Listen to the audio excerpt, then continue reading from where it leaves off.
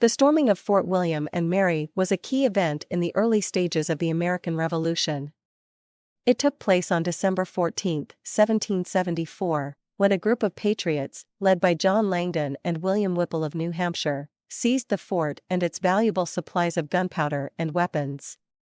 The fort, located in Portsmouth Harbor, New Hampshire, was a symbol of British tyranny and control over the colonies.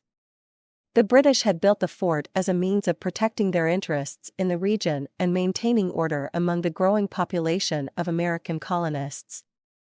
However, the fort had become a source of tension between the colonists and the British government, and many patriots saw it as a necessary target in their struggle for independence. In the months leading up to the storming of the fort, tensions had been escalating between the patriots and the British. The colonists were incensed by the passage of the Intolerable Acts, which included the Quartering Act, which required colonists to provide housing for British troops, and the Tea Act, which imposed a tax on tea imported into the colonies.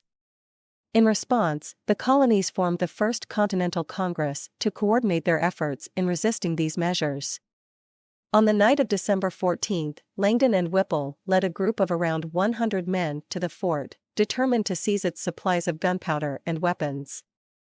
They approached the fort quietly and without incident, and the guards on duty were quickly overpowered.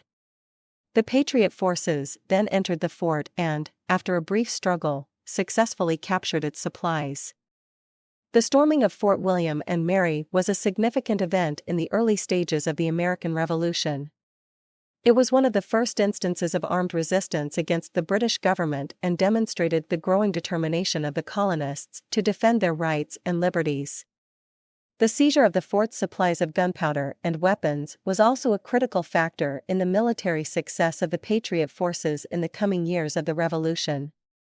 In the aftermath of the storming of the fort, news of the Patriots' victory spread quickly throughout the colonies, and the event was celebrated as a great triumph for the cause of independence. Many of the men who participated in the raid, including Langdon and Whipple, went on to play important roles in the Revolution, serving as military leaders and statesmen. The storming of Fort William and Mary was a pivotal moment in the American Revolution, and its legacy continues to be felt today. It remains an important symbol of the bravery and determination of the American colonists in their struggle for independence and serves as a reminder of the sacrifices and hardships endured in the fight for freedom.